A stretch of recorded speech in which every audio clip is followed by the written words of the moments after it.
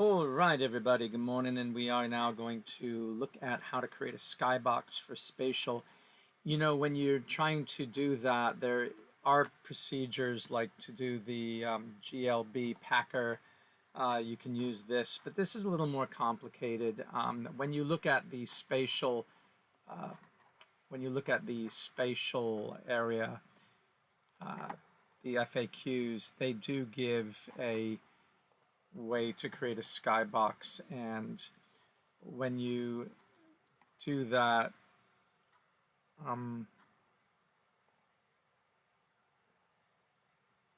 they have various, I can't think today. They have various tutorials, but it involves getting a special bin file and a GLTF, and then putting your skybox as a texture.jpg there. If you could use PNG, if you could click on convert.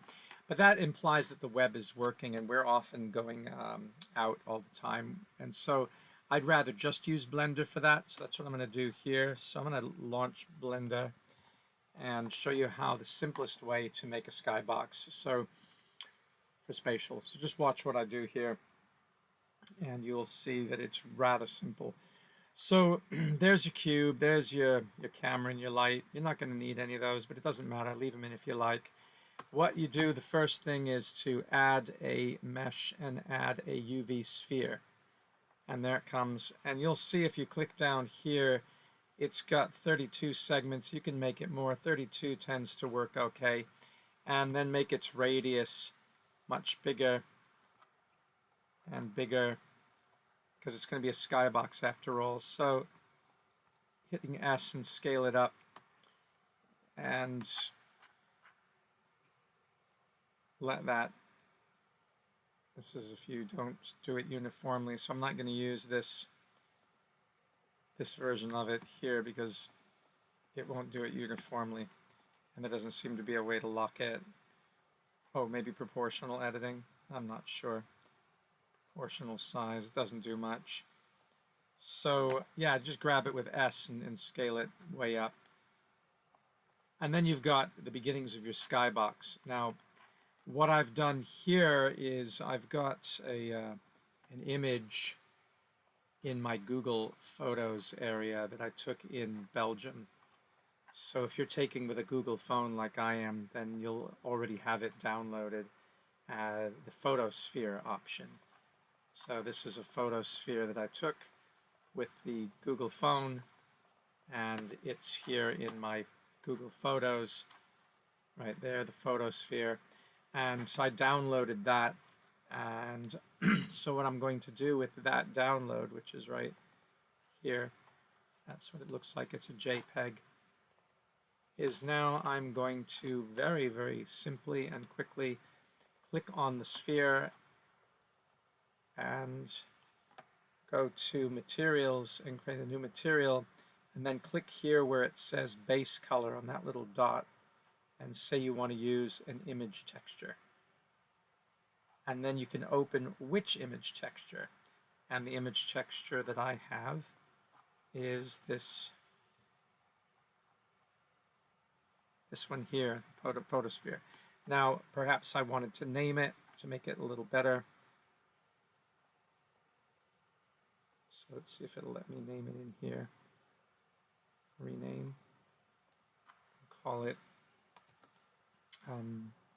Brussels Christmas photosphere.jpg. And then open the image. And make sure that you clicked on this rendering or materials thing. And then you have the photosphere. And you can see when you go inside, you have that 1 meter square. And that gives you the sort of idea of how big the thing should be, because if you make it too small, it's not going to work. If you make it too big. So try to get yourself, figuring that this is 1 meter or 3 feet, try to give yourself something like that. Right? Then you don't need the sphere anymore, so you can delete it, and you don't need the camera certainly, and you don't need the light, so I've deleted those. And clicking on this, all you do is go File, Export, and then GLTF, GLB. Go to Include, say Limit to Selected Objects in case you didn't eliminate the square, the cube, or the light, or the camera, and only the sphere that you've clicked on will be transformed. Give it a name, Christmas Skybox, and pick the folder that you want to put it in. In my case, I'm going to put it in 3D Objects and export it. And you're done. That's all there was to it. Because now, when you go to Spatial and you create a space, you can make it a custom space.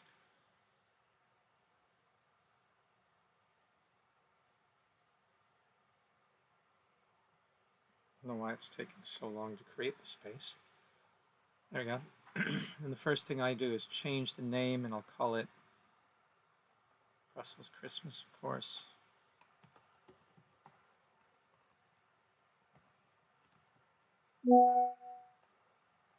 Okay.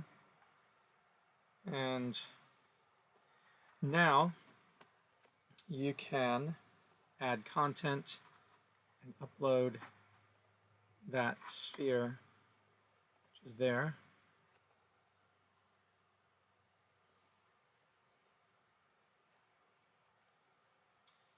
And there it is. And you can make it, set custom environment, click on it, and make it the skybox. But you need to have a custom environment in order to do that. Otherwise, if you haven't made a custom environment that you can walk around, you can just take this and edit it and scale it up so that you're inside the world. So that becomes your skybox as you walk around. And you can mess with the scale. Make it bigger, make it smaller. And then you have a skybox.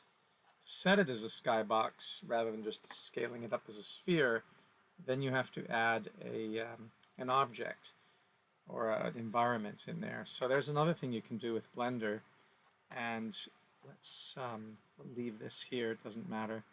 But let's go to File. I have a thing in here and under Edit. I have Blender GIS, which I installed here as an add-on. And you can find Blender GIS in some places on the web for free. I've got a cache folder and I've got an open topography key. So there's stuff you have to do to make Blender GIS work, but I have Blender GIS. So if I go here and I go to Web Geodata, Base Map, and I then go for G to go to, and I say Brussels, and what is the name of that place? Brussels, Christmas, let's just say Brussels. We'll see what I can get going on here. Make it come up here, say okay. There's Brussels.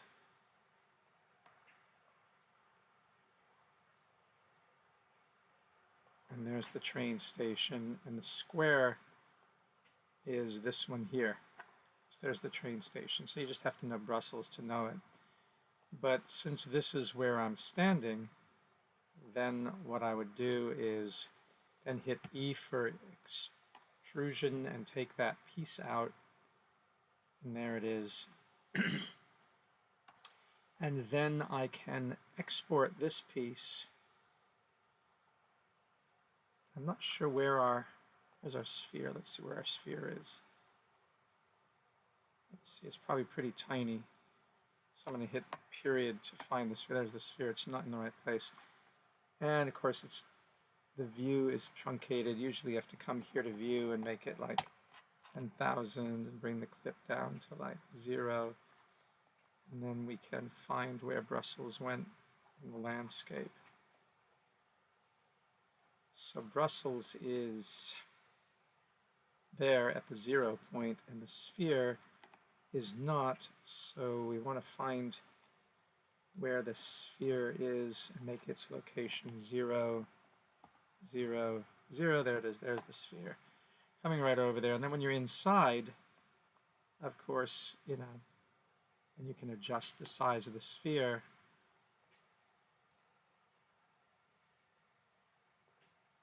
Appropriately. And I think also the sphere needs to be rotated so that it's like that. Made a little bit smaller. We're inside. Those are those cobblestones. So that's the actual place, the location that you can walk around. But be that as it may, we're not interested right now in exporting the sphere, although I do want to save this as Brussels for later if I wanted to work on it. Brussels, Christmas. All right, so yay for that.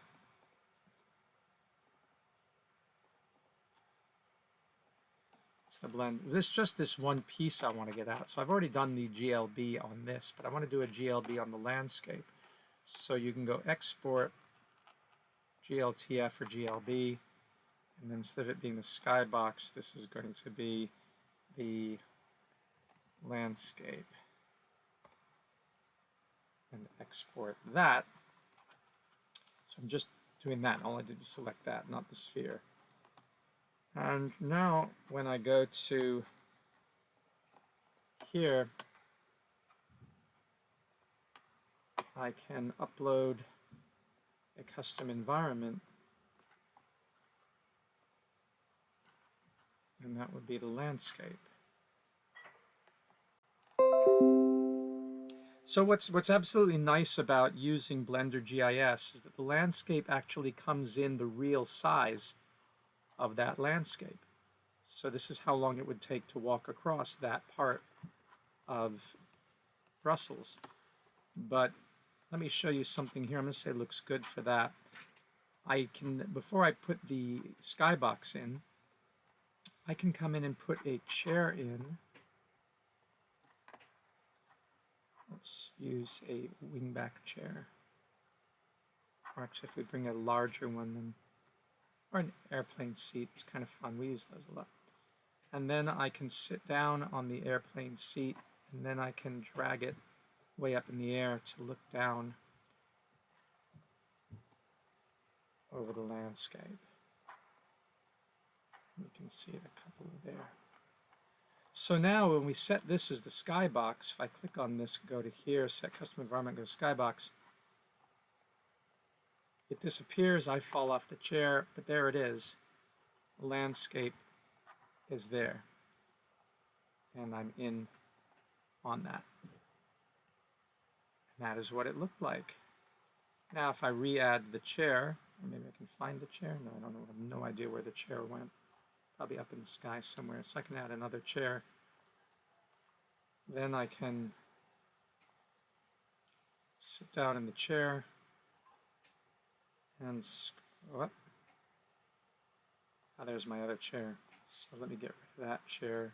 Goodbye. Now, obviously, it's not geographically referenced properly because that building there with the big spire is supposed to be over here, and it looks like it's about 90 degrees off. So you'd have to then take the landscape and rotate it, because I don't think you can rotate the skybox. So let's go to the environment and edit the position and rotate the environment. Let's see, where was it? There it is. There's that spire. And let's see if that works. No, it didn't. So I'm still off. I need to rotate it the other way. So go to the environment. Let's rotate the environment that way. Let's see if that does it.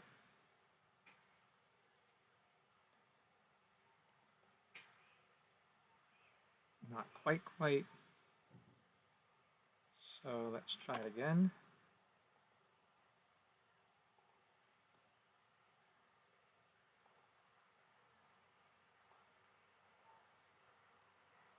And let's put it maybe like that. That's a little bit better.